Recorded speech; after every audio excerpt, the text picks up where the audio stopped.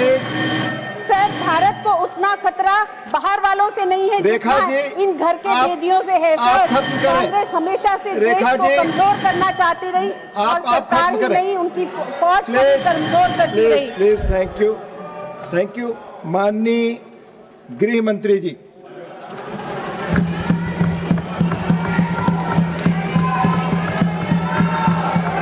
Nothing is going on in court. Please take your seats.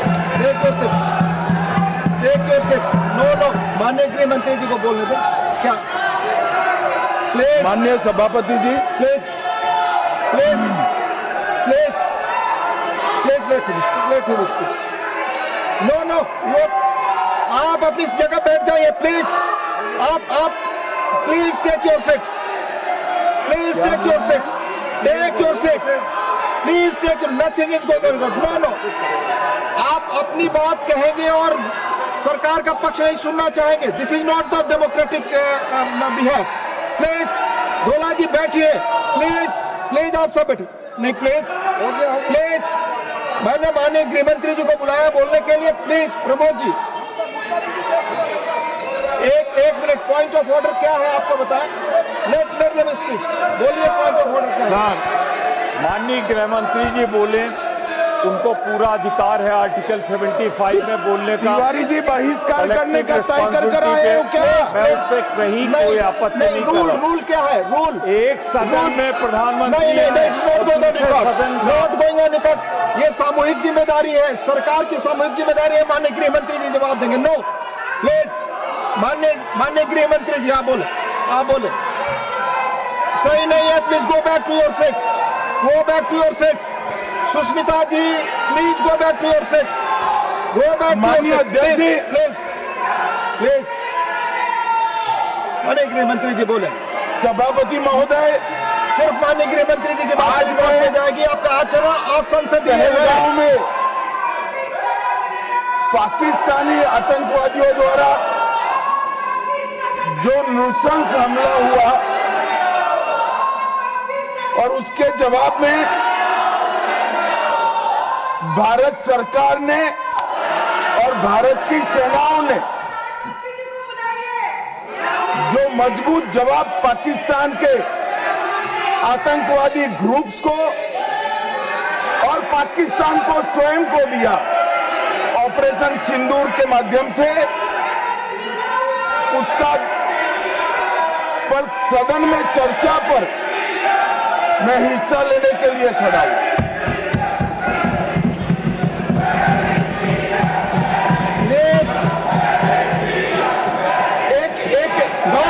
भाई एक minute सुनो, please मैं आपका जवाब देना चाहता हूं। अरे यार एक मिनट सुनो, आप अपनी भाषण नहीं करा।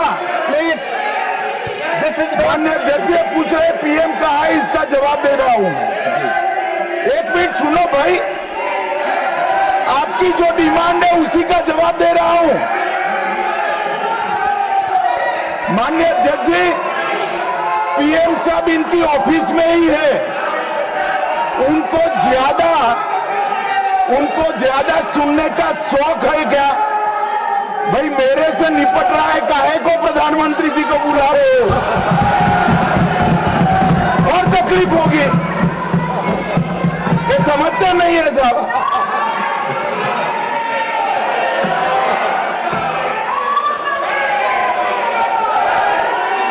माननीय सभापति जी, सबसे पहले पहलगांव हमले में हमारे देश के जो निर्दोष नागरिकों को धर्म पूछकर, चुन कर उनके परिवार के सामने मारा गया। मैं उन सभी दिवंगत नागरिकों के परिवार के साथ मेरी संवेदना व्यक्त करता हूं।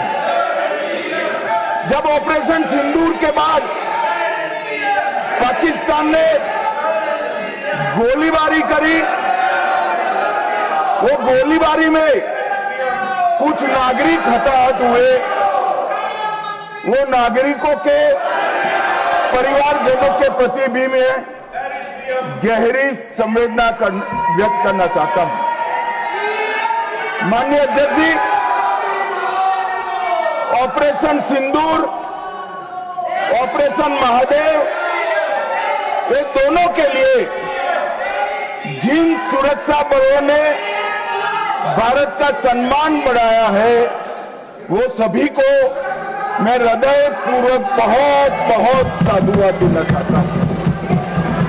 मैं सम्माननीय प्रधानमंत्री जी को भी बहुत बहुत अभिनंदन करना चाहता हूं कि इन्होंने देश की 140 करोड़ की जनता की जो इच्छा थी, उसका प्रतिघोष करते हुए सटीक जवाब देने की दृढ़ राजनीतिक इच्छा शक्ति बताई।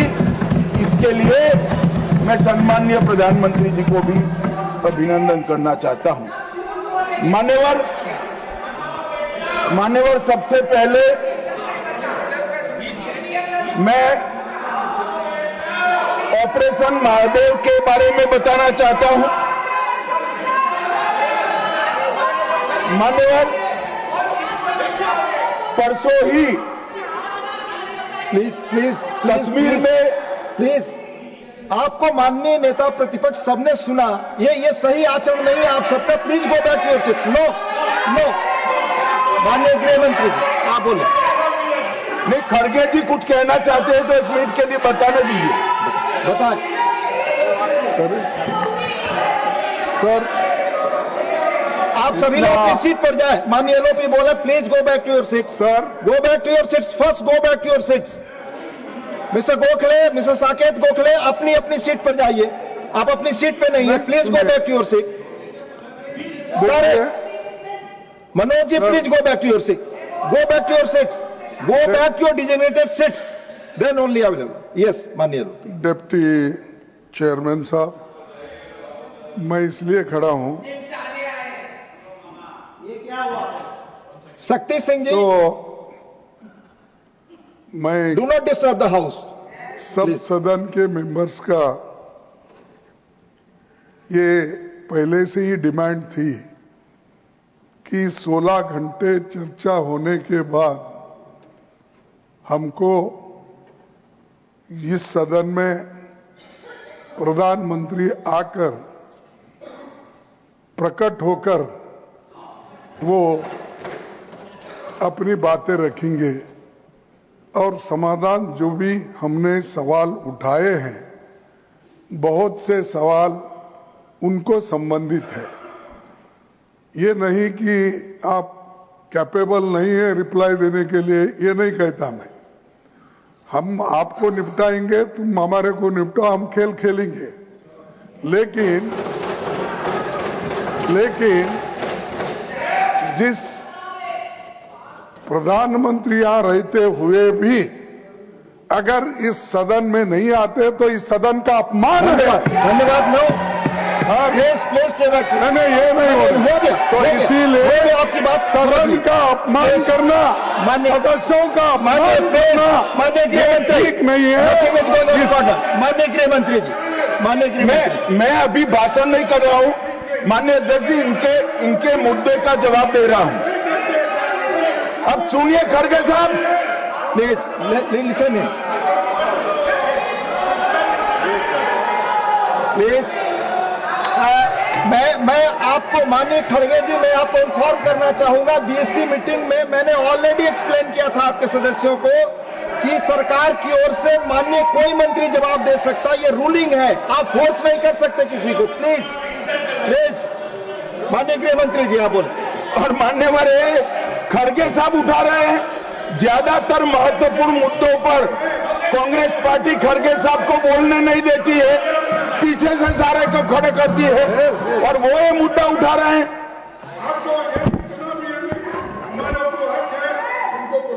आपने बोल दिया। प्लीज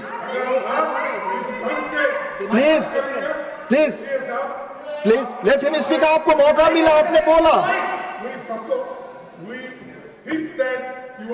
पार्शल सर, आप जज का काम कर, लेकिन आप हर बात को टोकते रहते हो। नहीं, आपको मौका दिया, बोला। अगर ये हम क्या यहाँ खेलने आए क्या?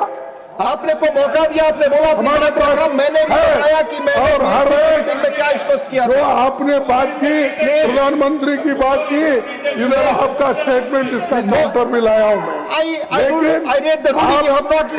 प्रधानमंत्री को यहाँ माने प्लीज मान्यवर, इसीलिए ये विपक्ष की मांग और स्टैंड दोनों उचित नहीं है, क्योंकि बिजनेस एडवाइजरी कमेटी में ये निर्णय लिया गया था, चर्चा आप जितनी चाहोगी करेंगे, जवाब कौन देगा वो सरकार तय करेगी माननीय प्रधानमंत्री की तरफ। मुझे मालूम है मान्यवर ये क्यों जा रहे हैं, मुझे मालूम है मान्यवर मुझे क्यों जा रहे हैं। वो इसलिए जा रहे हैं कि इतने सालों तक वोट बैंक प्रोटेक्ट करने के लिए, आतंकवाद को रोकने के लिए इन्होंने कुछ नहीं किया। ये डिबेटें सुनी ही नहीं सकते, ये जवाब है सुनिए।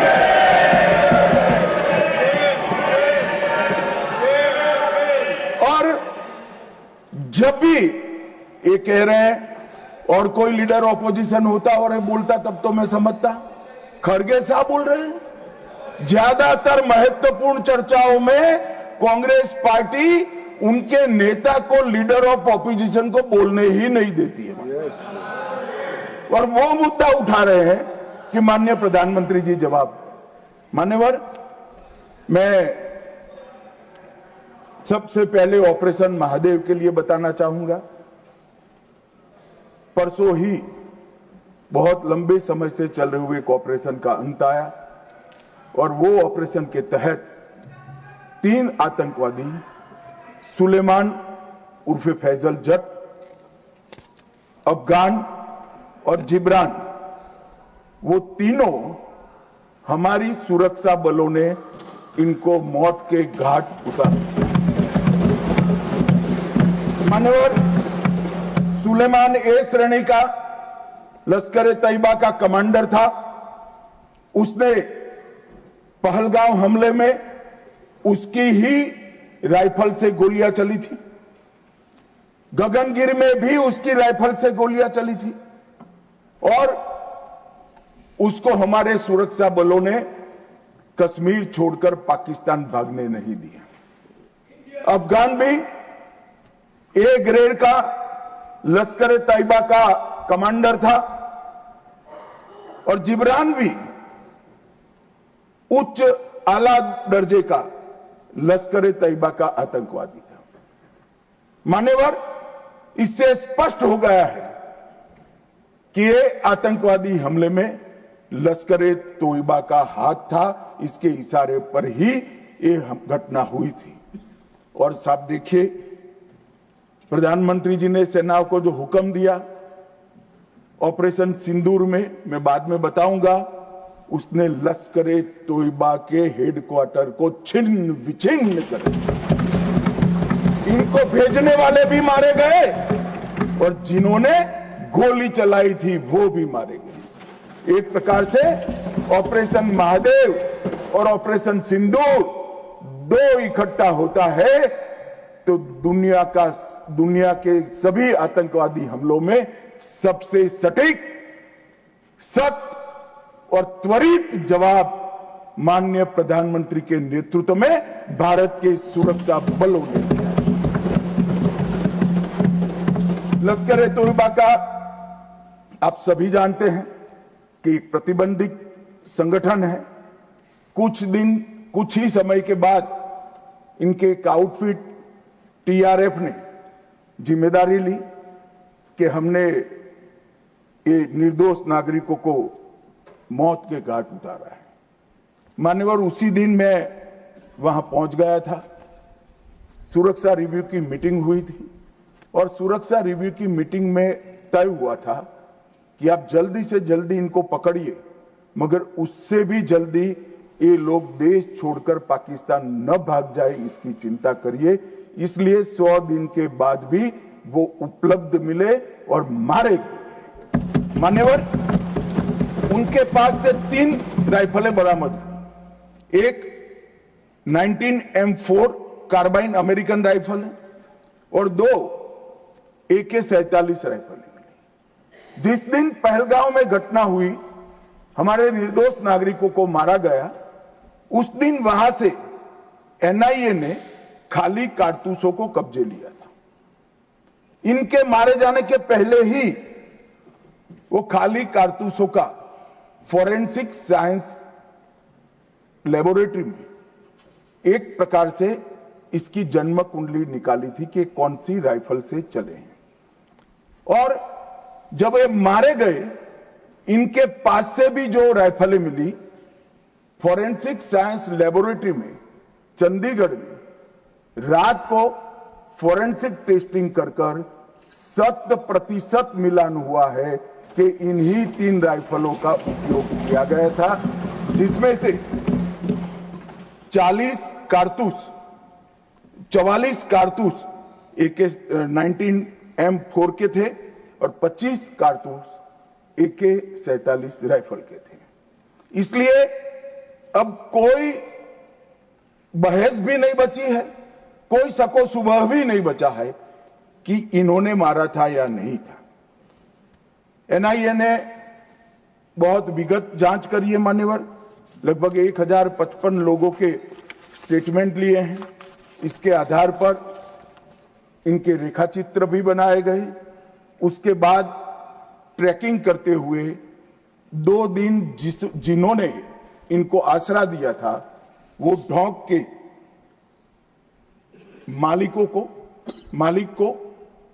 मालिकों को और उनकी वृद्ध माता को भी पूछताछ करी थी। ये जो मृतदेह मिले आतंकवादियों के, उसका परिचय, उसकी शिनाख्त ये तीनों लोगों ने कर ली है। ये तीनों लोगों ने कहा है कि यही आतंकवादी है जो 21 तारीख को हमारे ढोंक में रुके थे और हमसे खाना लेकर गए थे। तो एक और सबूत हमारे पास आ चुका है। चेहरे का मिलान भी कैमरे के माध्यम से बहुत अच्छे तरीके से संतोषजनक रीत से हुआ है। और ये जो असफल ऑपरेशन हुआ मान्यवर, इसलिए मैं सेना, CRPF, Jammu Kashmir police, NIA के अधिकारी और FSL के विद्वान अधिकारियों को बहुत बहुत साधुवाद देना चाहता हूं। और ये जो ऑपरेशन चला मान्यवर, IB द्वारा 22 मई को, मतलब लगभग 1 माह बाद हमें सूचना मिल गई थी कि ये जगह पे टेररिस्ट लोकेट है। उसके बाद IB और मिलिट्री इंटेलिजेंस ने और शिनाख्त करी और लगभग 22 जुलाई को इनके लोरा सेट को ट्रैक करने का काम समाप्त हुआ। एग्जैक्ट पिन पॉइंटेड लोकेशन को आइडेंटिफाई किया गया और फिर एक मीटिंग 4 पैरा, CRPF और जम्मू कश्मीर पुलिस तीनों के अफसरों की हुई और स्ट्राइक किया गया। तीनों आतंकवादी मारे गए हैं। कोइंसिडेंट देखिए मान्यवर, देश भर से मुझे बहुत SMS आए थे, विशेषकर जो मारे गए थे उनके परिजनों का, कि इनके सर में गोली मारिएगा, जब भी मारे तब। तीनों के एनकाउंटर के वक्त तीनों के सर में ही गोली लगा है मान्यवर। ये कोइंसिडेंट मान्यवर, आज ये मारे गए 2 दिन पहले, अब बैठे नहीं हैं, चिदंबरम साहब को बैठना चाहिए था। उन्होंने सवेरे मेरे इस्तीफे की मांग के साथ एक प्रश्न उठाया कि भारत सरकार ने ऑपरेशन सिंदूर करा। ऑपरेशन सिंदूर इसलिए कहा कि ये पाकिस्तानी आतंकवादी थे और पाकिस्तानी आतंकवादी थे, इसका आपके पास सबूत क्या है? वो पूरी दुनिया में ऑपरेशन सिंदूर के जस्टिफिकेशन को चैलेंज कर रहे थे।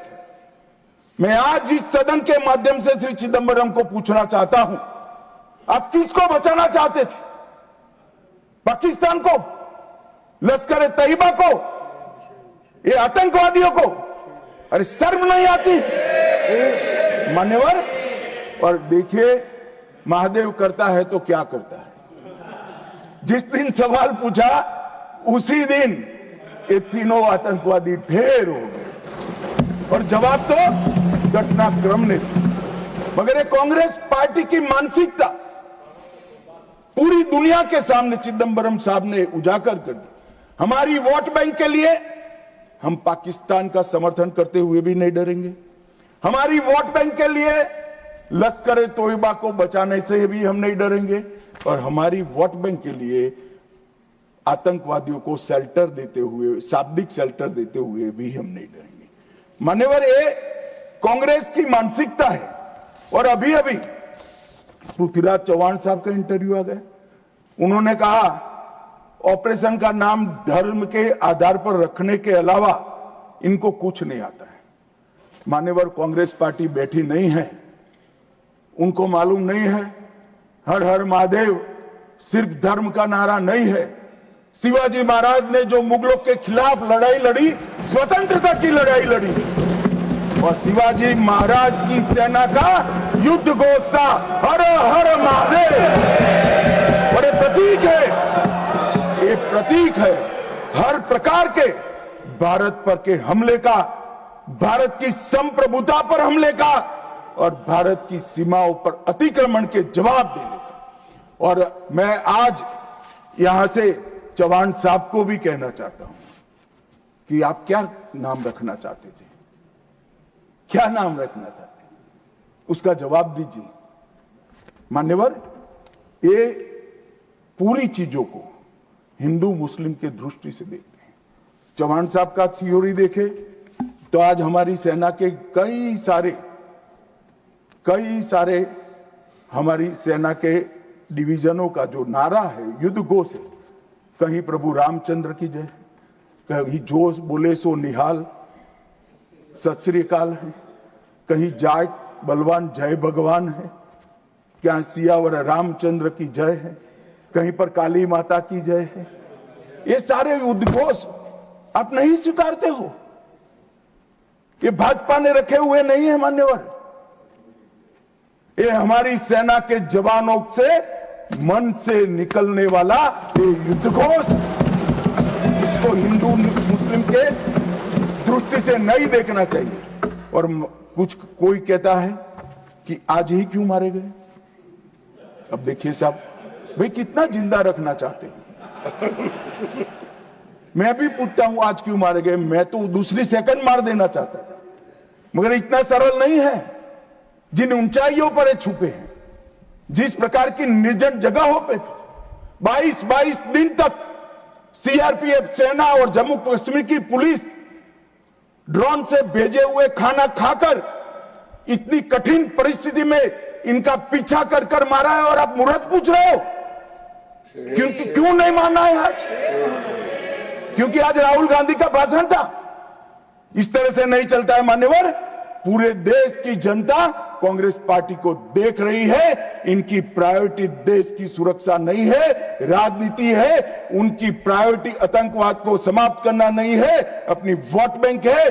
उनकी प्रायोरिटी हमारी सीमा की सुरक्षा नहीं है, उनका सेक्युलर और अपीसमेंट का पॉलिटिक्स है मान्यवर। मगर हम इससे इत्तेफाक नहीं रखते हैं मान्यवर। आज मैं ऑपरेशन सिंदूर के बारे में भी बताना चाहता हूं। 22 अप्रैल को हमला हुआ। 22 अप्रैल को ही मेरी प्रधानमंत्री जी से बात हुई। वो विदेश थे। लगभग 2-2:30 बजे के सुमार पे बात हुई। मैं शाम होने से पहले ही श्रीनगर पहुंच गया था। दूसरे दिन सुबह सुरक्षा बैठक उसी रात को कर दूसरे दिन सुबह जहां मृतदेह थे वहां जाकर उनको श्रद्धांजलि देने के लिए गया। मान्यवर, वो मेरे जीवन का ऐसा दिन है जो मैं कभी नहीं भूल सकता। एक 6 दिन की शादी, एक बच्ची ने जिसकी शादी को 6 दिन हुए हैं, वो विधवा होकर हमें पूछती थी कब इसका बदला लिया जाएगा। मान्यवर, सब लोग क्षुब्ध थे। ना पानी पिया था, ना चाय पी थी, ना पीने की स्थिति थी। मैं मेरे जीवन में वो दृश्य नहीं भूलता। आज भी वो दृश्य आ जाता है तो नींद से खड़ा हो जाए, इस प्रकार की वेदना होती है मान्यवर। ऐसा जघन्य अपराध कभी नहीं हुआ। धर्म के नाम पर पूछकर चुन चुन कर इनके परिजनों के सामने मरे, छोटी बच्चियां, छोटे बच्चे, वृद्ध मां, उनकी पत्नियां, उनकी बहनें, इस सब के सामने मारा गया। और क्यों मारा गया? क्योंकि वो संदेश देना चाहते थे कि टेररिज्म से मुक्त हम कश्मीर को नहीं होने। मैं आज इस सदन से उनको संदेश देना चाहता हूं, जितना हो सके उतना प्रयास करना। कश्मीर आतंकवाद से मुक्त होकर रहेगा और होकर रहेगा। ये नरेंद्र मोदी का संकल्प। मान्यवर, 23 अप्रैल को, इसके पहले कल भाषण में कहा, वहां पर आज भी बोले, मैं बैठा था, कि 24 अप्रैल को मोदी जी चुनावी सभा करने गए थे। हमारे साथी ने जवाब दिया इनका, परंतु मान्यवर, मैं सदन का रिकॉर्ड क्लियर हो इसलिए मोदी जी वो सभा में क्या बोले थे वो कहना चाहता हूं। मोदी जी ने 24 अप्रैल को बिहार की जनसभा में जो कहा था वो चुनावी सभा नहीं थी। इस देश के प्रधानमंत्री की जिम्मेदारी है कि देश की जनता की भावनाओं को दुनिया के सामने ढंग से रखे। मैं कोट अनकोट उनके भाषण को पढ़ता हूं। मैंने 22 अप्रैल को पहलगांव का यह हमला केवल निहत्थे पर्यटकों पर नहीं बल्कि पूरे भारत की आत्मा पर हुआ एक दुस्साहसपूर्ण प्रहार। आतंकवाद के प्रति दृढ़ और कड़ा रुख, आतंकवादियों और इस हमले की साजिश रचने वालों की कल्पना से भी बढ़कर उनको बड़ी सजा दी जाएगी। आतंकियों के बीच बची खुची जितनी भी भूमि है उसको मिट्टी में मिलाने का समय आ गया। 140 करोड़ भारतीय इस बात के लिए एकजुट है कि आतंक के आकाओं की कमर तोड़ दी जाएगी। भारत हर एक आतंकवादी और उनकी समर्थकों की पहचान करेगा, उनका पता लगाएगा, उनको दंडित करेगा। आतंकवाद कभी भी भारत की आत्मा को तोड़ नहीं पाएगा। न्याय सुनिश्चित करने के हर प्रयास किए जाएंगे। और आज मैं मोदी जी को बहुत बहुत साधुवाद देता हूं उनकी दूरदर्शी। उनका बोला हुआ एक एक शब्द आज सच हुआ है। उन्होंने कहा था आतंकवादियों की बची खुची जमीन मिला देंगे, मिट्टी में मिला देंगे। साहब, उनके ट्रेनिंग के बाद मिट्टी में मिले हैं, इनके हेडक्वार्टर मिले हैं, उनके लॉन्च पैड भी मिट्टी में मिलकर जमीन दोस्त। उन्होंने कहा कि इनके आकाओं को नहीं छोड़ेंगे। मैं बाद में लिस्ट पढ़ता हूं। इनको भेजने वालों को भी हमारी सेनाओं ने मिट्टी में मिला दिया। उन्होंने कहा आतंकवादियों को भी नहीं छोड़ेंगे। ऑपरेशन महादेव ने वो तीनों आतंकवादियों को समाप्त कर दिया। मान्यवर, घेर दिया। एक प्रकार से मोदी जी ने कहा हुआ वाक्य, हमारी सेना, हमारी वायुसेना, हमारी जल सेना और सभी पैरामिलिट्री फोर्स और जम्मू कश्मीर पुलिस ने उसको अपना कर्म का रास्ता बना दिया और कठोर दंड देने का काम किया है। मान्यवर, 23 अप्रैल को ही एक सीसीएस की मीटिंग बुलाई गई। सीसीएस की मीटिंग में कठोर संदेश देने का काम न केवल पाकिस्तान को, पूरी दुनिया को, कि भारत की सीमा और भारत की सेना, भारत के नागरिक और भारत की संप्रभुता, इसके साथ खिलवाड़ नहीं करते वरना परिणाम भुगतने पड़ते हैं। माननीय उन्होंने तय किया सीसीएस की बैठक में 1960 की जवाहरलाल नेहरू के द्वारा की गई एक तरफा पाकिस्तान के फायदे वाली सिंधु जल संधि को तत्काल प्रभाव से रोक लिया जाए। मान्यवर, ऐतिहासिक फैसला है। हम सब वर्षों से मानते थे कि हिंदू जल संधि एक तरफा है, हमारा पानी 80% वहां नहीं जा सकता। मानिए, वहां तक कि वहां से गाद निकालने की भी परमिशन, उनकी कैनाल बनाने के पैसे भी भारत ने भेजे। और मान्यवर, ये पानी पर अधिकार है भारत के किसानों। कश्मीर, पंजाब, हरियाणा, राजस्थान और दिल्ली का पीने का पानी अब कुछ ही समय में सिंधु के माध्यम से राजस्थान तक पहुंचेगा। एकीकृत जांच चौकी अटारी की जो चल रही थी उसको हमने बंद कर दिया। सार्क वीजा समाप्त कर दिया। 24 घंटे में सारे पाकिस्तानी नागरिकों को हमने वापस भेजना शुरू कर दिया। नई दिल्ली स्थित पाकिस्तानी उच्चायोग में रक्षा, सैन्य, नौसेना और वायुसेना के सलाहकारों को अवांछित व्यक्ति घोषित किया गया और दोनों उच्चायोग में स्टाफ को कम करा दिया गया। 55 से घटकर 30 करा दिया और सीसीएस ने संकल्प लिया कि भेजने वाले और कृत्य करने वाले दोनों को दंडित किया जाएगा। इसके लिए सेना को खुली छूट देने का काम सीसीएस ने। ये पूछ रहे थे कल क्या हुआ, कैसे हुआ। सीसीएस के फैसले जो है वो मीडिया में आए थे मगर उनको पढ़ना नहीं है, क्योंकि सारे जो फैसले लिए वो उनके द्वारा किए हुए निर्णयों को रद्द करने के और उनकी नीतियों के खिलाफ जो निर्णय हुए वो है। मान्यवर, 30 अप्रैल को सशस्त्र बलों को ऑपरेशनल फ्रीडम देने का काम प्रधानमंत्री जी ने किया कि रक्षा मंत्रालय और सेना दोनों मिलकर तय करेंगे टारगेट क्या होगा, तरीका क्या होगा, स्थान क्या होगा और समय क्या होगा। और इसको हमारे सेना के जवानों ने इसको बहुत बखूबी निभाया। मान्यवर, मैं तीनों सेनाओं को इस सदन के इस चर्चा में बहुत बहुत सम्मान के साथ साधुवाद देना चाहता हूं। 7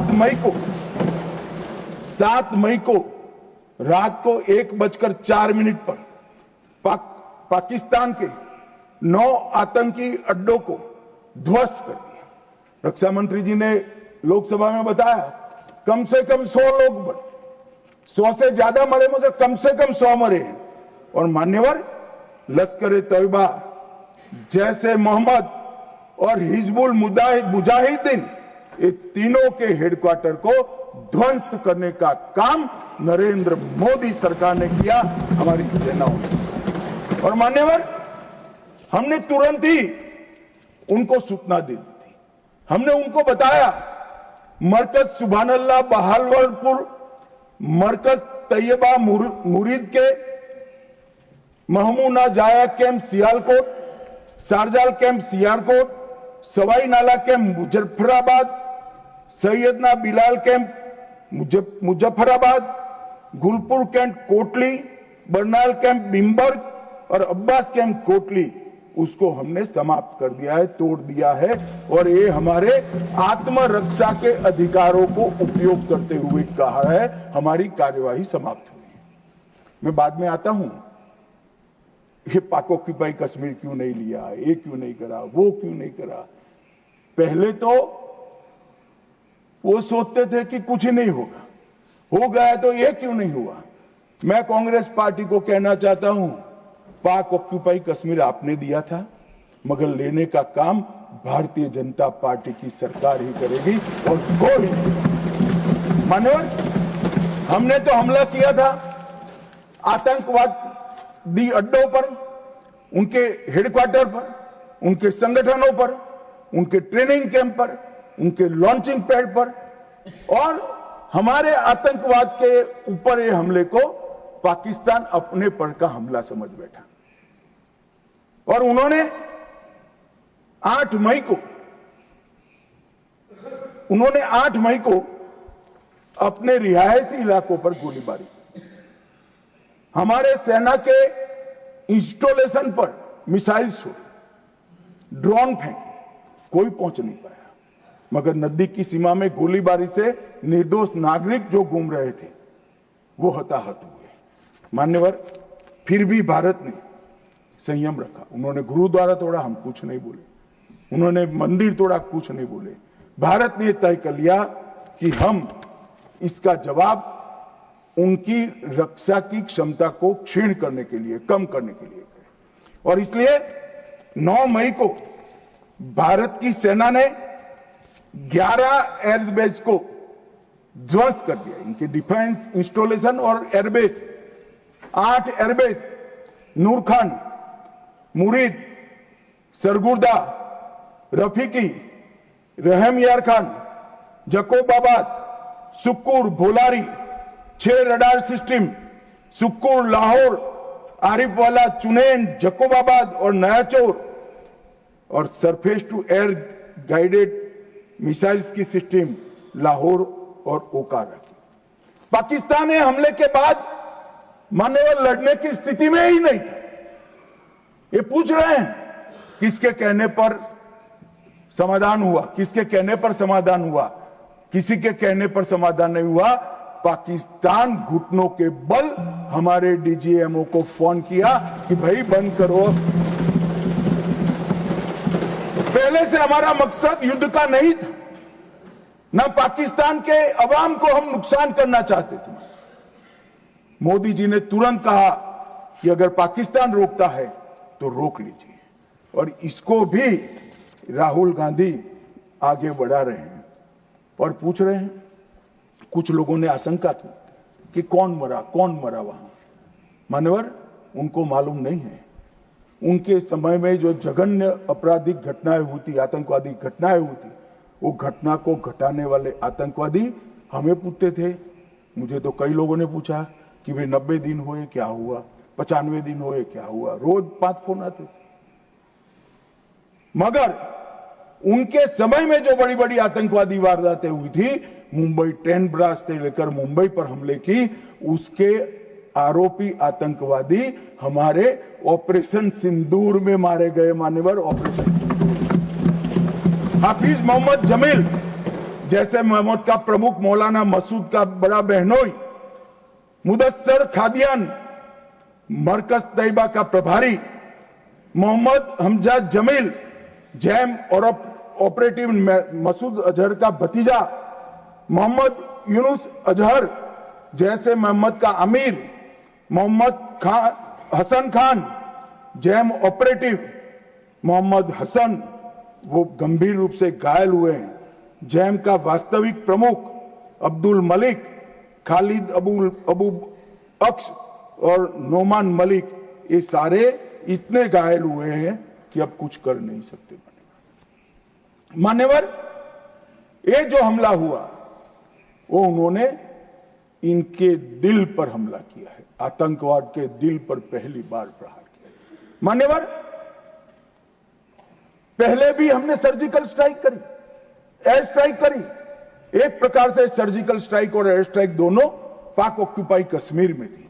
मेरे जैसे लोग तो मानते हैं कि हमारी भूमि पर ही हमने हमला किया था, क्योंकि पाक ऑक्यूपाई कश्मीर इस सदन के द्वारा स्वीकारा हुआ संकल्प है कि पाक ऑक्यूपाई कश्मीर भारत का है।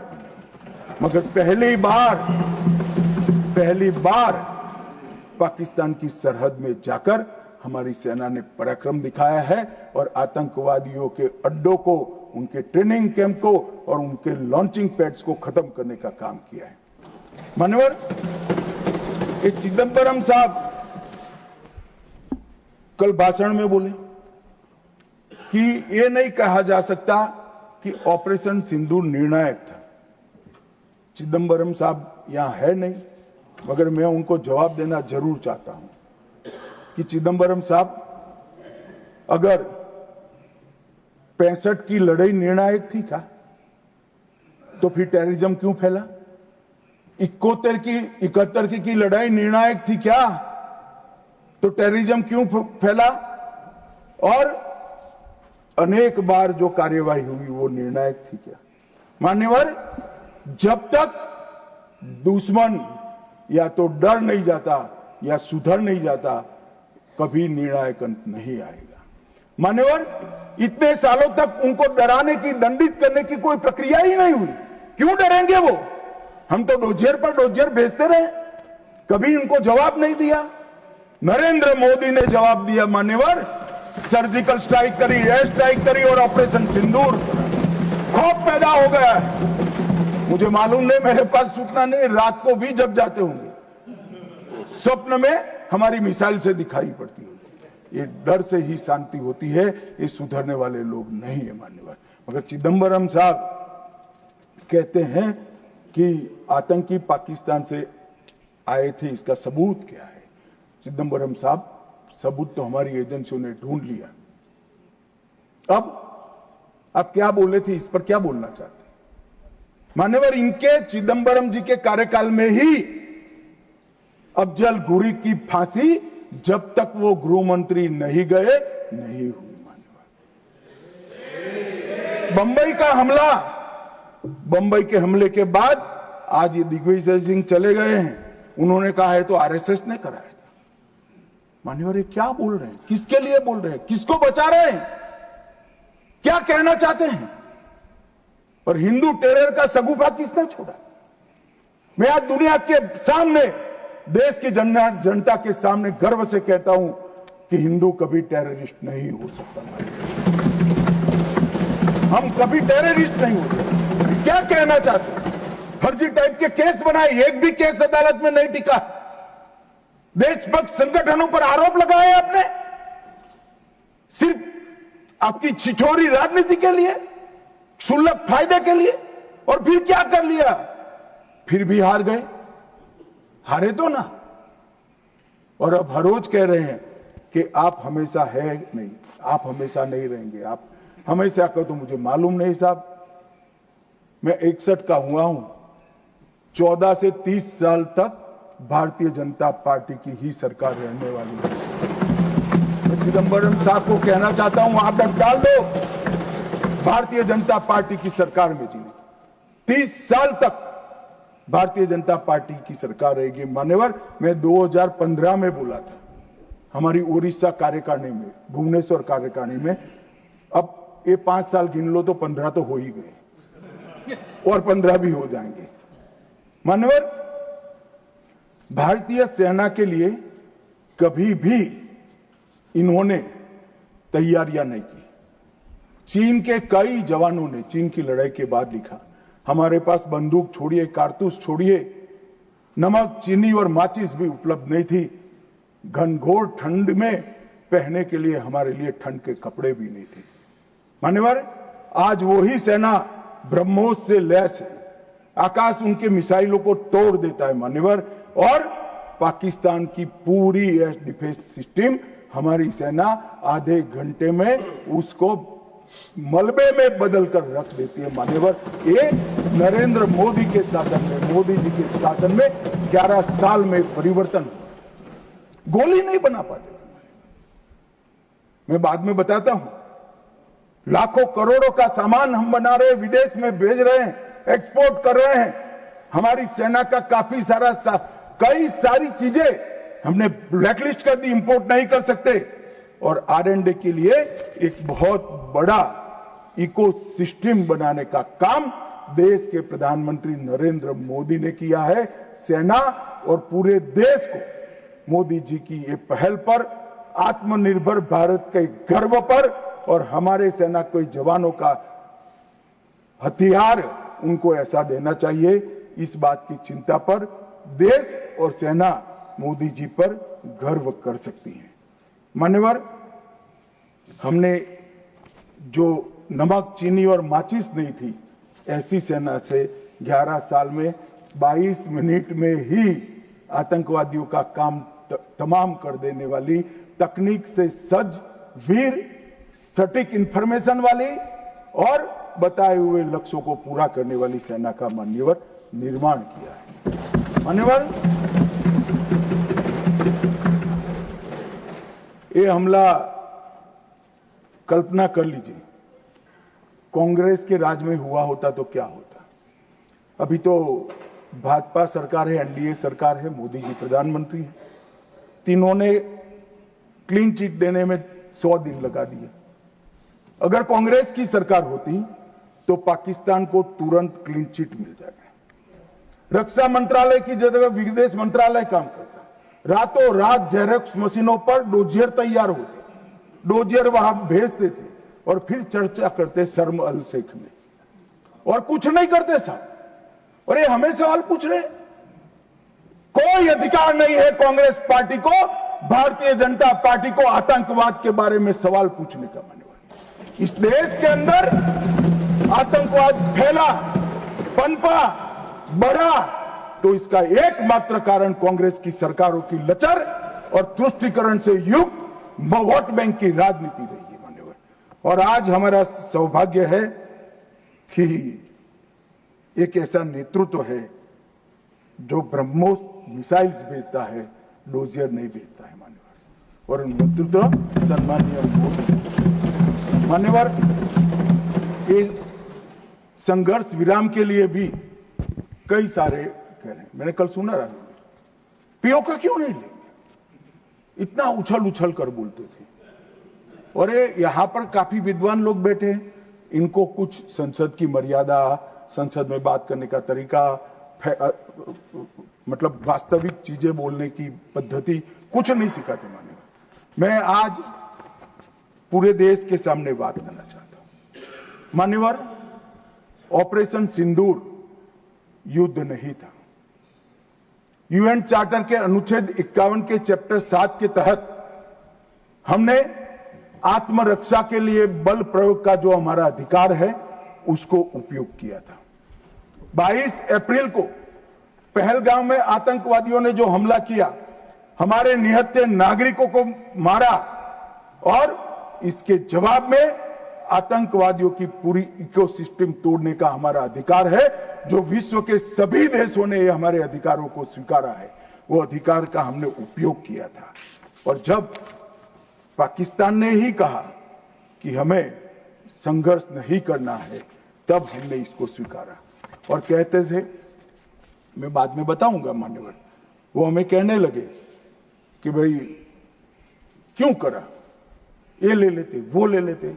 मैं बाद में, जब आपके समय में जो घोषित युद्ध हुए, ये तो घोषित युद्ध नहीं था मान्यवर, मगर घोषित युद्ध हुए कांग्रेस के समय में, इसमें आपने क्या किया है वो बाद में मैं मान्यवर बताता हूं। उसके पहले मैं आतंकवाद के परिदृश्य पर, जम्मू कश्मीर का आतंकवाद का परिदृश्य और देश का परिदृश्य, इस पर बताना चाहते हैं। मान्यवर, कांग्रेस देश की सबसे पुरानी पार्टी है और सबसे ज्यादा शासन भी कांग्रेस और उनके साथियों ने देश पर किया है। उनके समय में हमारे प्रधानमंत्री नरेंद्र मोदी जी को 3 नासूर मिले आंतरिक सुरक्षा की दृष्टि से। पहले कश्मीर का आतंकवाद, नॉर्थ ईस्ट की इंसर्जेंसी और वामपंथी उग्रवाद, नक्सलवाद, ये 3 नासूर मिले। और 30 से 40 वर्ष तक ये नासूर भारत की धरती को रक्त रंजित करते रहे।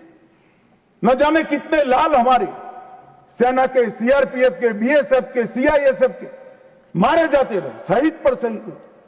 न जाने कितने निर्दोष किसान, न जाने कितने निर्दोष नागरिक आतंकवाद, इंसर्जेंसी और वामपंथी उग्रवाद की भेंट चढ़े, मगर कुछ नहीं हुआ।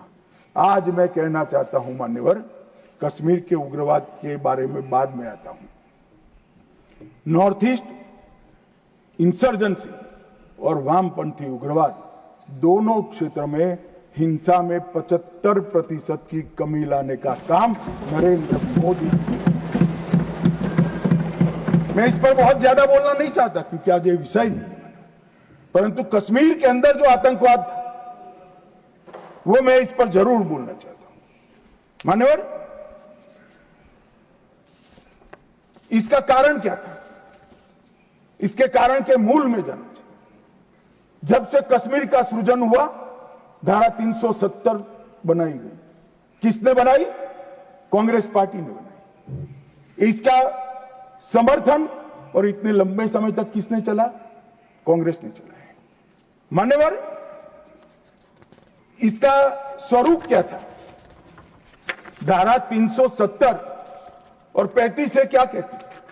कश्मीर का एक अलग ध्वज होगा, कश्मीर का एक अलग संविधान होगा और 5 अगस्त 2019 तक ये अलग ध्वज और अलग संविधान चलते रहे। हमारी पार्टी के पहले राष्ट्रीय अध्यक्ष श्यामा प्रसाद मुखर्जी ने इस धारा 370 के लिए अपना बलिदान देने का काम किया, उनकी हत्या की। और क्या हुआ? इससे हमेशा अलगाववाद को पोषण मिलता रहा कि हम भारत के बाकी राज्यों जैसे नहीं है, हमें कुछ और मिल सकता है, हमारा तो संविधान अलग है, हमारा राष्ट्रध्वज अलग है। तो हर युवाओं को बरगाले, उनको उकसाने का मौका हमने पाकिस्तान, और कश्मीर के अंदर पहले अलगाववाद की बात हुई, फिर आजादी की बात हुई, और वो ही आतंकवाद का मूल बना मान्यवर। और इसके बाद धार्मिक कट्टरता बढ़ाने वाले सारे संगठन इनकी तुष्टीकरण की नीति के कारण चलते रहे। मान्यवर जमायत-ए इस्लामी, कई सारे संगठन जो बच्चों में, युवाओं में, किशोरों में धार्मिक कट्टरता पर बढ़ाते रहे, अलगाववाद बढ़ाते रहे, चलने दिया, चलने दिया, चलने दिया। बैन लगाएंगे तो हमारी वोट बैंक नाराज हो जाएगी। मान्यवर, इसके साथ साथ पाकिस्तान ने टेरर ग्रुप बनाए, और ये टेरर ग्रुप के प्रवक्ता, इसका नाम है हुर्रियत कॉन्फ्रेंस।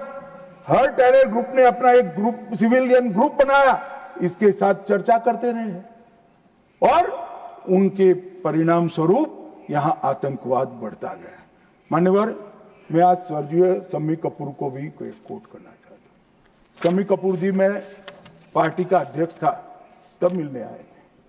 उन्होंने कहा, अमित भाई, मेरा जब गोल्डन पीरियड था, मेरा साल का 30% टाइम कश्मीर में जाता था, इतना शूटिंग होता था कश्मीर, और मैं वहां के लोगों को मिला हूं। प्रोग्रेसिव सोसाइटी थी, महिलाएं प्रोग्रेसिव थी, धर्मनिरपेक्ष बात करते थे, सूफी संतों की बात करते थे, वहां पर कश्मीरी पंडित भी मिलते थे। आज मैं देख रहा हूं कि वो बच्चियां पथराव कर रही है। क्या हो गया? किसने बिगाड़ा? तब मैं इसके नीचे गया था मान्यवर, तब मालूम पड़ा कि ये जमात इस्लामी ने पूरी शिक्षा, प्राथमिक शिक्षा पर कब्जा जमा कर रखा था, और बच्चों के दिलो दिमाग के अंदर जहर घोलना शुरू किया। तब जाकर ये स्थिति हुई। मगर कोई भी कभी भी ये कांग्रेस इसके मूल में नहीं गई, और मान्यवर धीरे धीरे ये बढ़ता गया। मान्यवर नरेंद्र मोदी जी ने तय किया कि ऐसा नहीं चल सकता, और 5 अगस्त 2019 को यही ऐतिहासिक सदन में धारा 370 और 35 समाप्त, और उसके बाद शुरू हुआ टेररिज्म को फैलाने वाले, अलगाववाद फैलाने वाले टेररिस्ट और इनकी इकोसिस्टम संपूर्ण सफाई का एक युग शुरू हुआ। मान्यवर, धारा 370 35 से हटाए गए, जीरो टेरर प्लान बना, एरिया डोमिनेशन की योजनाएं बनी, कैपेसिटी बिल्डिंग की योजनाएं बनी, मल्टी लेवल डिप्लॉयमेंट लगाया गया, तकनीक का उपयोग बढ़ाया गया, जेल प्रबंधन बढ़ाया गया, ड्रोन रोधी सिस्टम और गन तैनात किए गए। मान्यवर, हम सब ने देखा, देश की जनता ने देखा, कई आतंकवादी मारे गए, 10-10 हजार के जनाजे निकले। मान्यवर, हमने कठोर निर्णय लिया, आतंक में लिप्त किसी भी व्यक्ति का जनाजा नहीं निकलेगा, जहां मरेंगे वही दफना दिया। और मान्यवर, इस वक्त कांग्रेस पार्टी ने विरोध किया था, फारूक अब्दुल्ला जी की पार्टी ने विरोध किया, आतंकी समर्थन को चून चूर कर नौकरियों से निकाला गया, पासपोर्ट और गवर्नमेंट कॉन्ट्रैक्ट के हेतु इनको अघोषित किया गया। 75 पाकिस्तानी समर्थक सरकारी कर्मचारियों को ड्यू लीगल प्रोसेस से बर्खास्त करा दिया गया। बार काउंसिल सस्पेंड कर भारत के संविधान को मानने वाली बार काउंसिल प्रस्तावित की गई। यूएपीए अदालतों की स्थापना हुई, और लगभग मई 22 से लेकर मई 25 तक 2267 प्रकरण यूएपीए के दर्ज हुए। इनकी पूरी टेरर फाइनेंस की इकोसिस्टम को ध्वंस किया। एनआईए और ईडी ने बहुत अच्छी कार्रवाई की। कई एसओपी बनाई गई और 347 संपत्तियों को जब्त कर दिया गया। एक और जमाते इस्लामी और ऐसे संगठनों को हमने बंद करने का काम किया और दूसरी ओर मान्यवर इनकी इकोसिस्टम को भी हमने समाप्त कर दिया।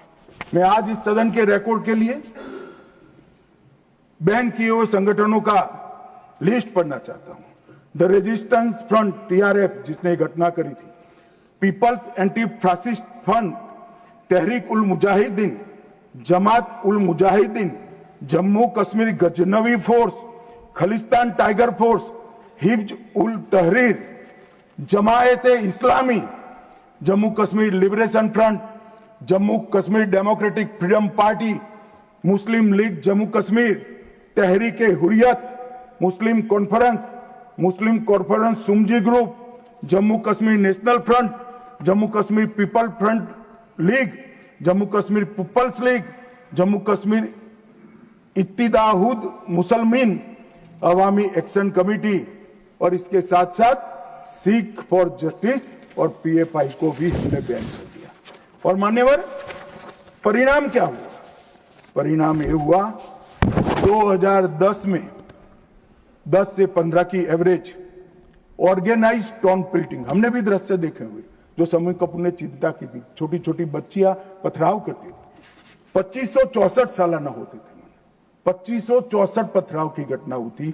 2024 के बाद एक भी घटना नहीं हुई। ऑर्गेनाइज हड़ताल जिसका वो लोग ऐलान करते थे, पाकिस्तान के बैठे हुए हुर्रियत के आका सालाना 132 दिन घाटी बंद रखते थे। 3 साल से एक भी हड़ताल का ऐलान नहीं हुआ है, हिम्मत नहीं है। टाउन पेल्टिंग में नागरिकों की मृत्यु, 112 नागरिक मारे जाते थे, अब 0 मारे जाते हैं। सिक्योरिटी फोर्स का इंजर्ड, साल में 6235 सिक्योरिटी फोर्सेस इंजर्ड होती थी, अब 0 हो गई है। मान्यवर इसके साथ साथ ये पूछ रहे थे, अभी वो शिवसेना की सदस्य भी पूछ रहे, क्या आतंकवाद समाप्त हो गया? इतनी गहरी जड़ें कांग्रेस ने डाली है, समाप्त होने में बहुत देर लगेगी। हमारा प्रयास है जल्द से जल्द, परंतु मान्यवर आंकड़े में कहना चाहता हूं समाप्ति के कगार पर है। आपको पसंद नहीं आएगा मगर समाप्ति के कगार पर है। पहले 2004 से 14 तक कुल घटनाएं 7217 हुई। 7217, 7217 और जून 15 से मई 25 तक 2150, 70% की कमी हो गई। आतंकवादी घटनाओं में 70% कमी। नागरिकों की मृत्यु 1770 हुई थी, अब नागरिकों की मृत्यु 357 हुई है। मान्यवर 80% की कमी।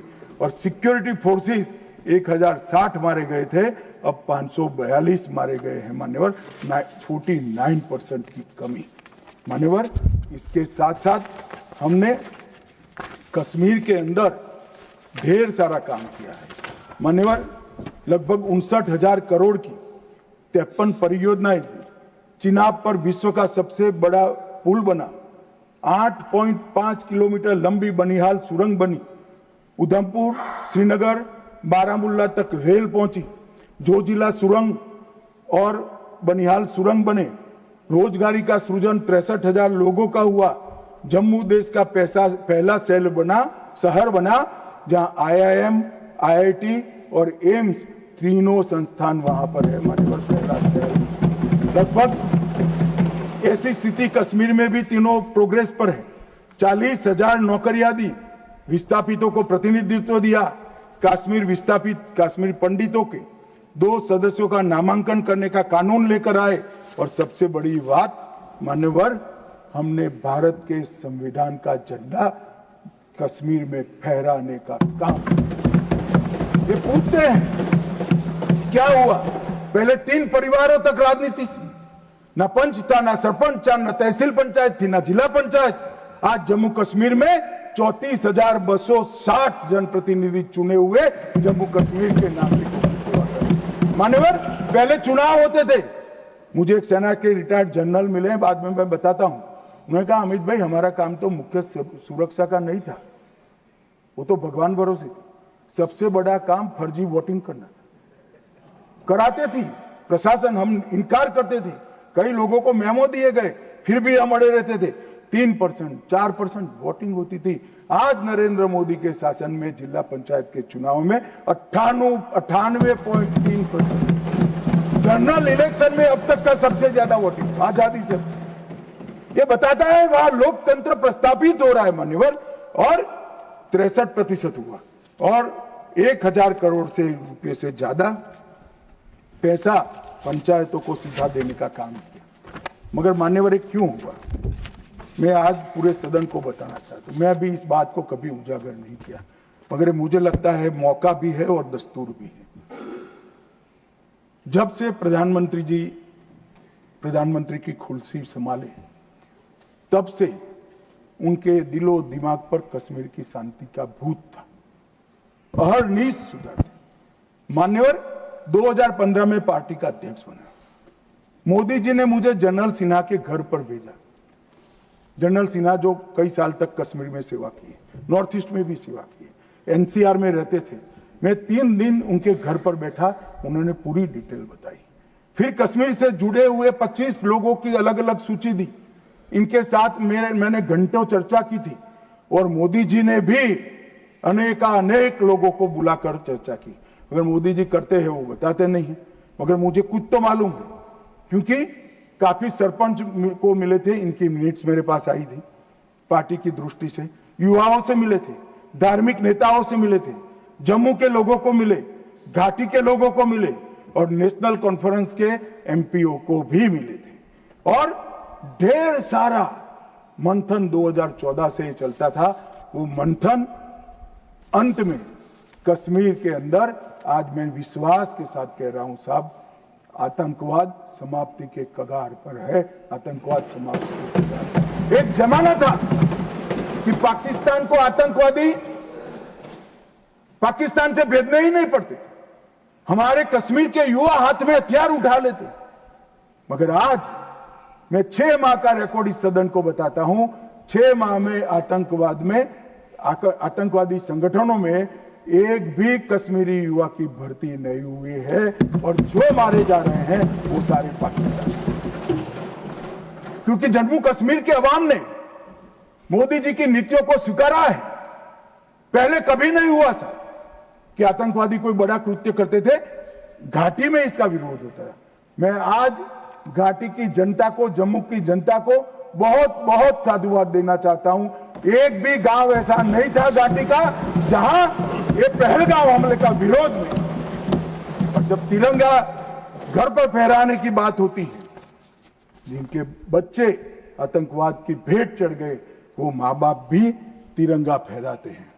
और मान्यवर, आतंकवाद पर तो कांग्रेस को बोलने का अधिकार ही नहीं। मान्यवर, मैं आज सदन के सामने डिटेल रखना चाहता हूं।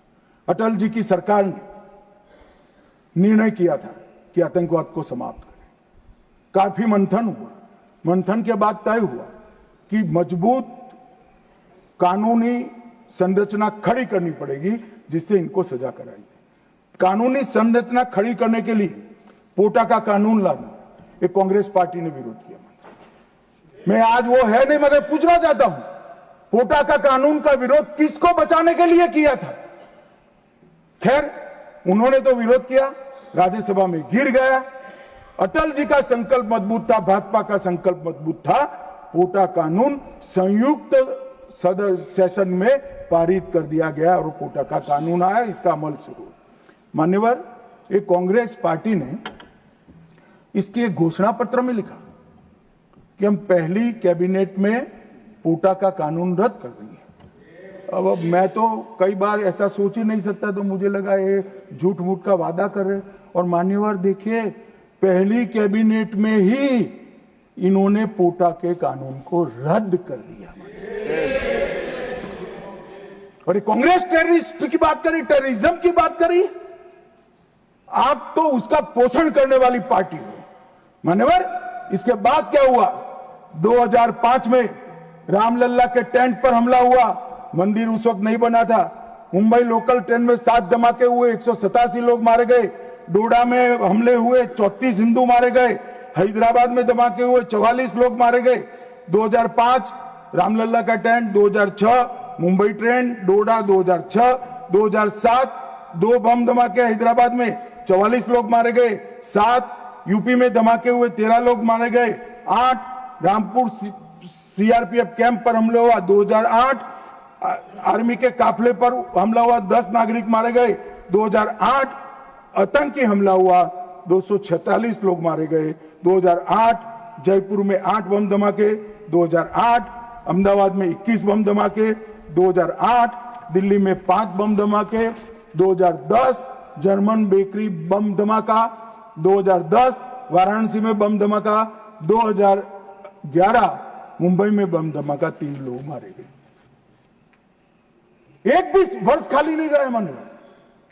और हमें पूछ रहे कि आपने क्या किया? 100 दिन तक पूछते ही रहे, कहां गए, क्या किया, क्या किया, क्या किया। अब मुझे बताओ भाई, 2005 से शुरू कर 2011 तक आपने क्या किया? कांग्रेस पार्टी ने क्या किया?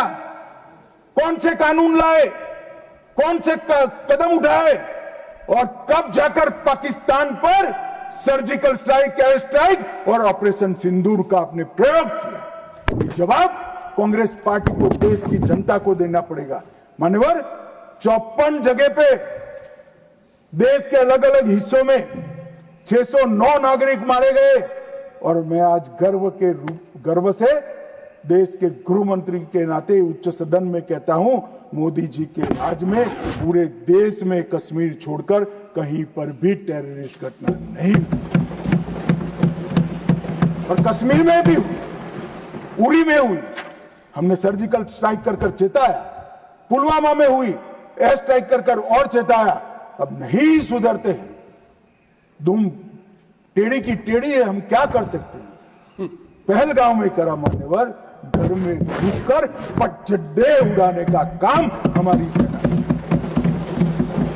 और मुझे तो कल सुबह ही किसी ने याद दिलाने के लिए, मेरी कॉन्स्टिट्यूएंसी से एक हमारी वरिष्ठ कार्यकर्ता है जिनकी उम्र 80 है, उन्होंने एक व्हाट्सएप भेजा था।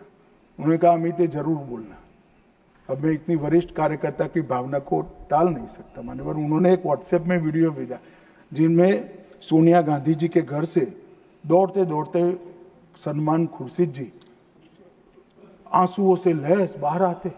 बाहर मैनेज मीडिया खड़ा है, उसके सामने कहते हैं कि सोनिया जी पूरी रात सो नहीं पाती है, इनके आंसू देखकर मेरी आंख से आंसू दिख रहे। ठीक है भाई, किस लिए आंसू बहाए? बाटला हाउस में वो पाकिस्तान प्रेरित आतंकवादी मारे गए, उसके लिए। अरे सोनिया जी, आंसू बहाना था तो बाटला हाउस एनकाउंटर में जो मोहन शर्मा शहीद हुआ, इसके लिए बहाते।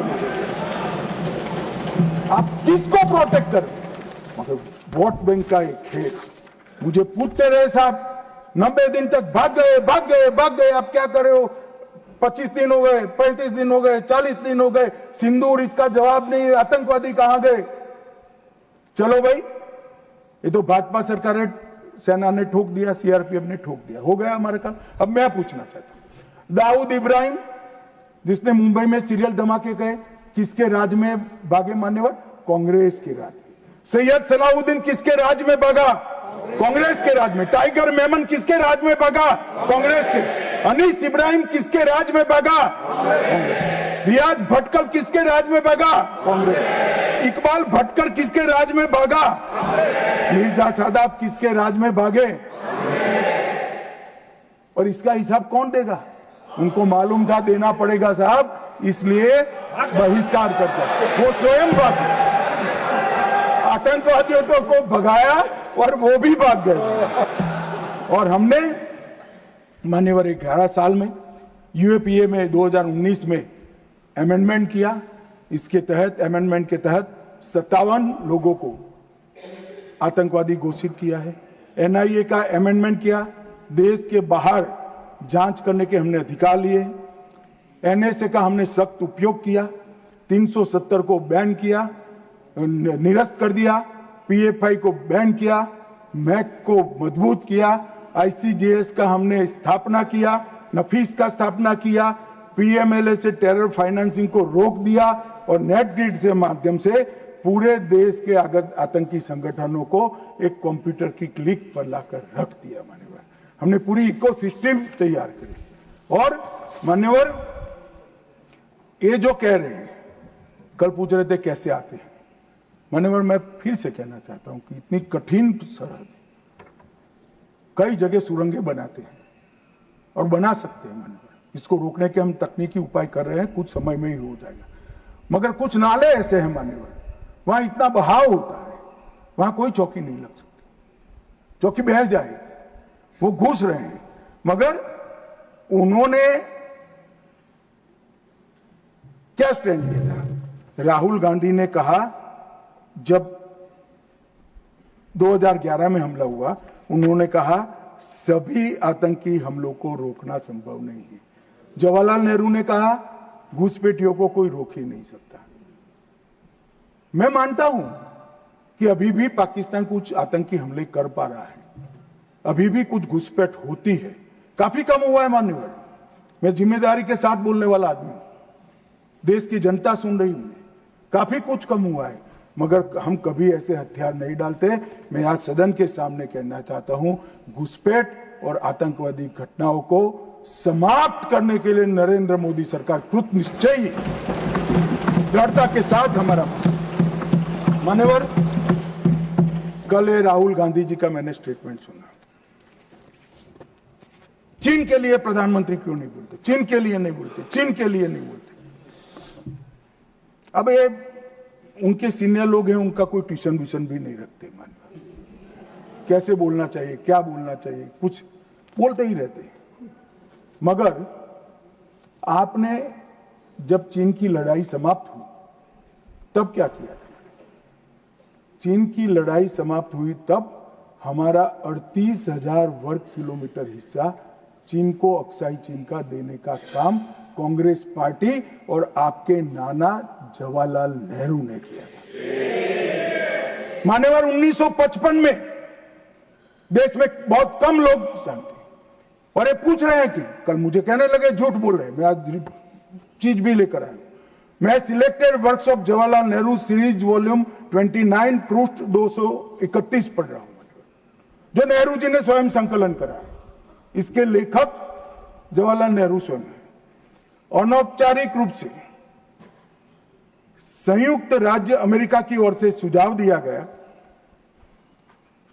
कि चीन को संयुक्त राष्ट्र से तो संबंध किया जाए, यूएन में उसको मेंबरशिप दी जाए, परंतु उसको सुरक्षा परिषद में नहीं, और उसकी जगह भारत को देना चाहिए। साहब, कोई भी देश का प्रधानमंत्री होता, धन्यवाद करता और भारत सुरक्षा परिषद में मेंबर बन जाता। आज मोदी जी जो प्रयास करते थे, करने की जरूरत भी नहीं पड़ती, हमारे पास भी वीटो होता। परंतु इन्होंने क्या कहा, हम स्वीकार नहीं कर सकते। चीन जैसे महान देश को सुरक्षा परिषद में नहीं रखते हैं तो सुरक्षा परिषद के मायने ही नहीं रहते। ये मान्यवर कांग्रेस का चरित्र, कल हमें सवाल पूछ रहे थे। और चलो, नाना तो बहुत दूर की बात है। इन्होंने मान्यवर एक प्रकार से चीन के बारे में राजीव गांधी फाउंडेशन, जिसकी चेयरपर्सन उनकी माताजी थी, उससे एमओयू किया, चीन से पैसा लिया, हमने एफसीआरए का लाइसेंस यही बिना पर कानूनी तरीके से राजीव गांधी फाउंडेशन का एफसीआरए का लाइसेंस कैंसिल कर दिया। क्या राहुल गांधी देश की जनता को एक प्रेस कॉन्फ्रेंस करके बता सकते हैं कि चीन के साथ क्या एमओयू हुआ था? मान्यवर, हम जब हमारे सेनानी चीन की सेना के आंखों में आंख डालकर डोकलाम में सीना चौड़ा कर खड़े थे, तब ये चीन के राजदूत के साथ गुपचुप मीटिंग स्वयं राहुल गांधी करते। ये तो पीढ़ियों से चीन प्रेम चला रहा है। हिंदी चीनी भाई भाई से शुरू हुआ, सोनिया गांधी के राजीव गांधी फाउंडेशन से गुजरता हुआ चीन के राजदूत की मीटिंग तक आया। मान्यवर, और ये हमें कह रहे हैं कि आपने चीन का नाम नहीं दिया।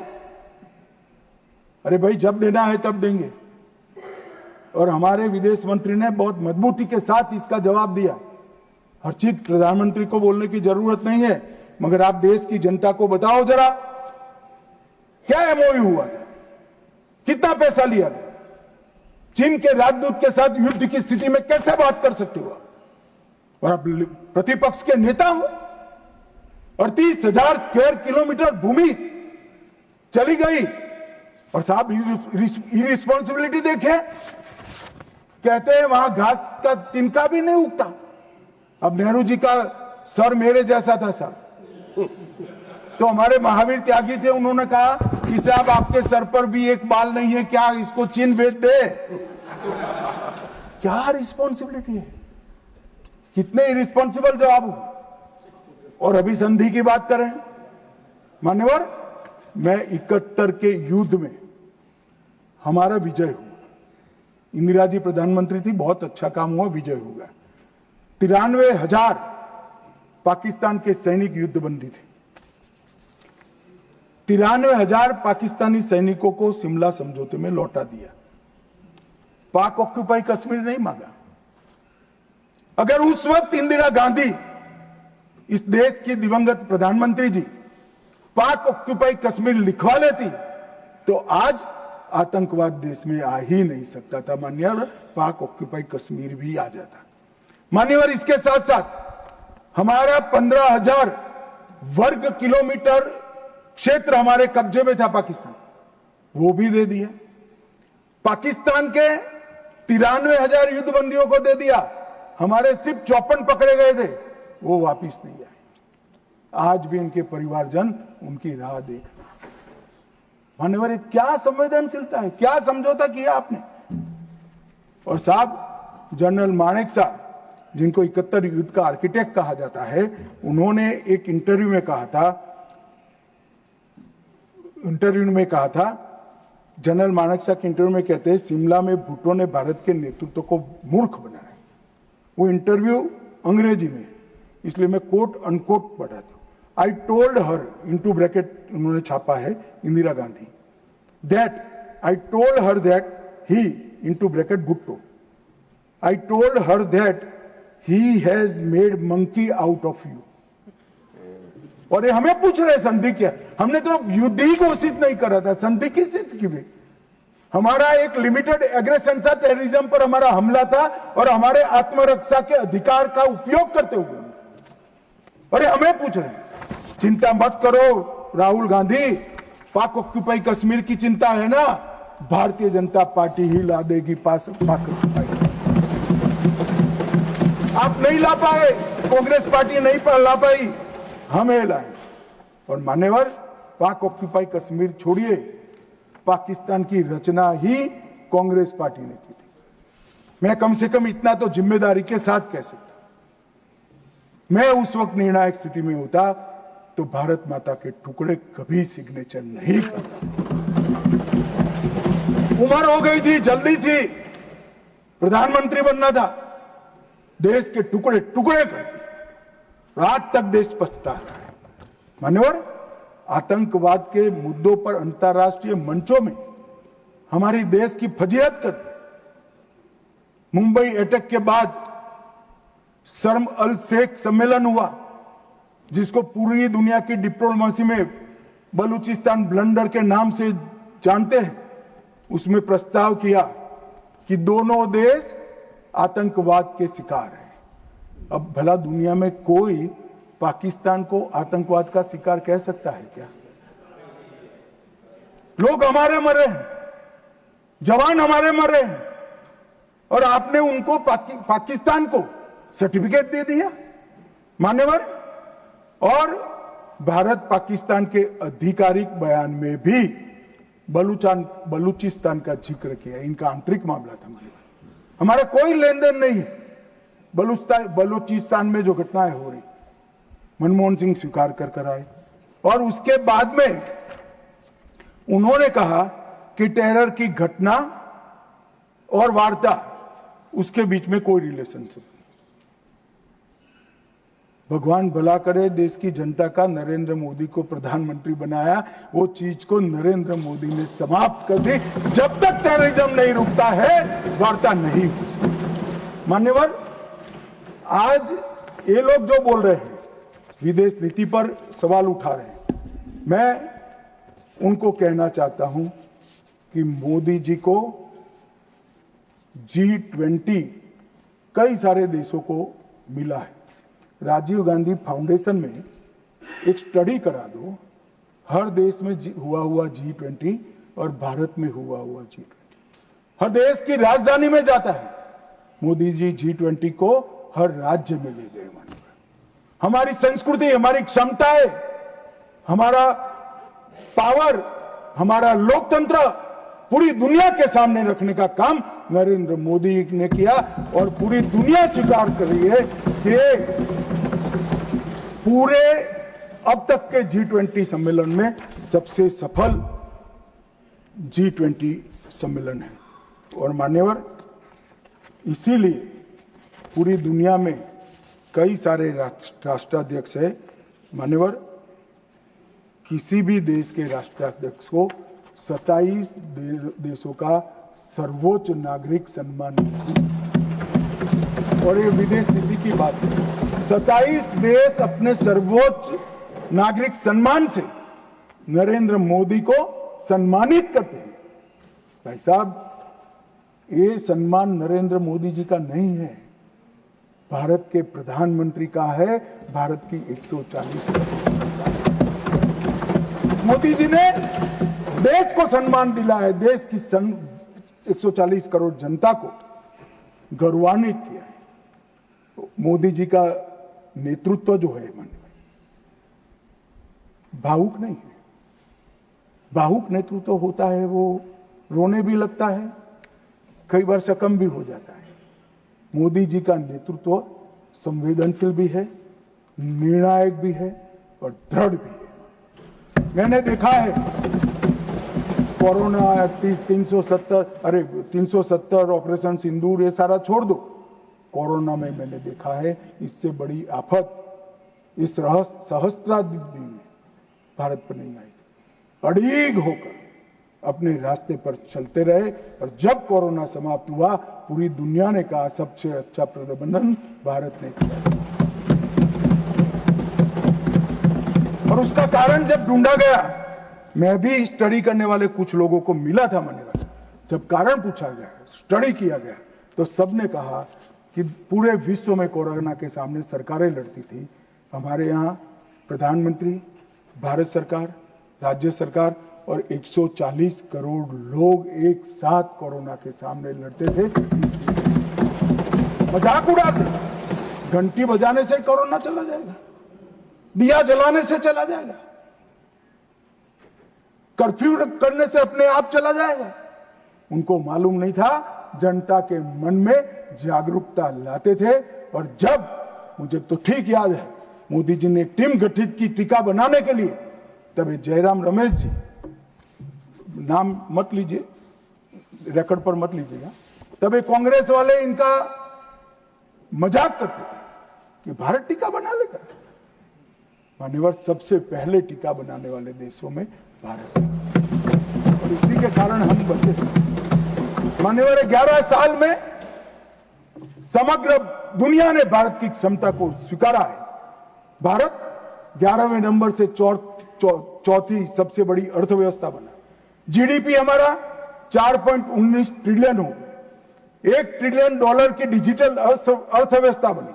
प्रति व्यक्ति आय, जयराम रमेश जी हमेशा पुस्तक पूछा करते हैं, निर्मला जी बताती भी नहीं है, 68,572 से बढ़कर 1,33,488 हो।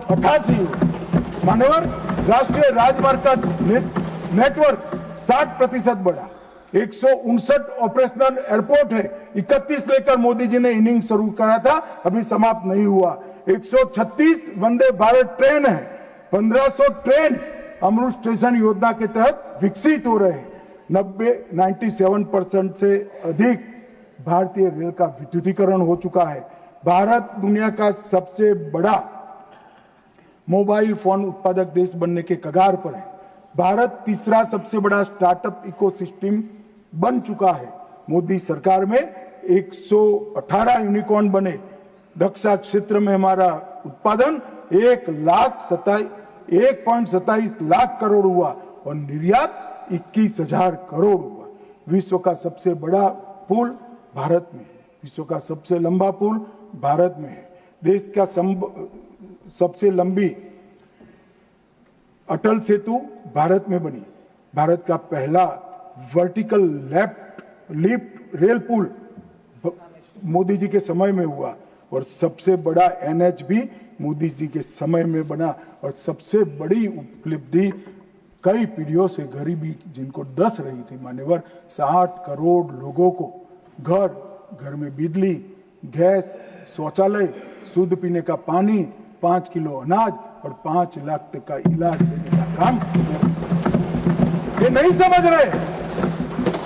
आपकी जो इच्छा हो मैं मान्यवर एनालिसिस के साथ इस सदन में जिम्मेदारी के पूर्वक कहना चाहता हूं, जब भी भारत की आजादी का इतिहास 25 साल के बाद शताब्दी के वर्ष लिखा जाएगा, ये मोदी एरा स्वर्ण अक्षरों से लिखा जाएगा, किसी में से। और मान्यवर कई सारे चीजें जो भारत के स्वाभिमान से साथ जुड़ी थी, हमारे इतिहास के साथ, हमारी संस्कृति के सम्मान के साथ, वो सारी चीजों को इन्होंने 75 साल तक लटका कर रखा। मैं आज एक लिस्ट पढ़ना चाहता हूं। अचीवमेंट जो हुए, आर्थिक विकास हुआ है, प्रजा का आत्मगौरव उड़ा है। आर्टिकल 370 को हमने हटा दिया, 3 तलाक समाप्त कर दिया, यूसीसी शुरू हो चुका है, राम मंदिर का निर्माण अयोध्या में रंग चंग के साथ हो गया। न्यू एजुकेशन पॉलिसी में मातृभाषा में शिक्षा पर हमने बल दिया। काशी, उज्जैन, शारदा पीठ, करतारपुर कॉरिडोर बनाए, राजपथ का नाम बदलकर कर्तव्य पथ रख दिया, योग को वैश्विक पहचान दिलाई, नया सैनिक चिन्ह वीर छत्रपति शिवाजी महाराज के निशाने पर रखा, संसद के अंदर सेंगोल की स्थापना की, राष्ट्रीय युद्ध स्मारक का स्वदेशी निर्माण किया, अंडमान और निकोबार द्वीप समूह के नाम बदलकर सुभाष बाबू और परमवीर चक्र विजेता बने हुए हमारे सेनानियों पे एक साथ रखे। और इसके साथ साथ कई सारी उपलब्धियां ये एरा में हुई। मान्यवर सबसे बड़ी उपलब्धि है 2047 में मुझे एक विदेशी पत्रकार ने कहा, मैं लंबा बैठा था, मैं उनकी थॉट प्रोसेस को जानना चाहता। अब मैं जो सुनना चाहता था तीसरे ही वाक्य में आ गया कि अब भारत को कोई रोक नहीं सकता। तो मैं उनको पूछा क्यों? उन्होंने कहा अब तक भारत ने अपना लक्ष्य ही तय नहीं किया था, कैसे अचीव करता। मैंने बोला अब क्या हुआ? कि अब मोदी जी ने तय कर दिया कि जब 100 साल का भारत होगा, आजादी के 100 साल होंगे, तब विश्व में हर एक क्षेत्र में हम नंबर 1 पर होंगे और महान भारत। और मान्यवर मुझे मालूम है मोदी जी का भाषण, मोदी जी का संदेश आज 140 करोड़ भारतीयों का संकल्प बना हुआ है और मुझे विश्वास है 140 करोड़ भारतीयों पर और हमारे युवाओं पर। शायद हम में से काफी लोग 2047 में नहीं होंगे, परंतु 2047 में जो भी भारतीय होंगे वो देखेंगे कि विश्व में भारत नंबर 1 बन चुका है। मान्यवर भारत को नंबर 1 बनना है तो हमारी बाहरी सुरक्षा और आंतरिक सुरक्षा बहुत महत्वपूर्ण है। ऑपरेशन सिंदूर की चर्चा में मैं देश की जनता को कहना चाहता हूं, युद्ध होता है तो हमला वहां पर से भी होता है, यहां से पर से एक भी हमला ऐसा नहीं जाएगा जिसका जवाब दिया नहीं जाएगा और आतंकवाद को हम समाप्त कर कर रहेंगे। 31/3/26 को नक्सलवाद समाप्त हो जाएगा, इसमें किसी को शंका नहीं। अंत में जिन जिन सदस्यों ने इसमें हिस्सा लिया है, बहुत सम्मान के साथ उनका धन्यवाद कर और फिर से एक बार ऑपरेशन महादेव में जिन्होंने हिस्सा लिया है वो सभी को पूरे सदन की ओर से और व्यक्तिगत मेरे रूप से बहुत बहुत साधुवाद देता हूं। धन्यवाद। stands adjourned to meet at 11 a.m. on Thursday, the 31st July 2025.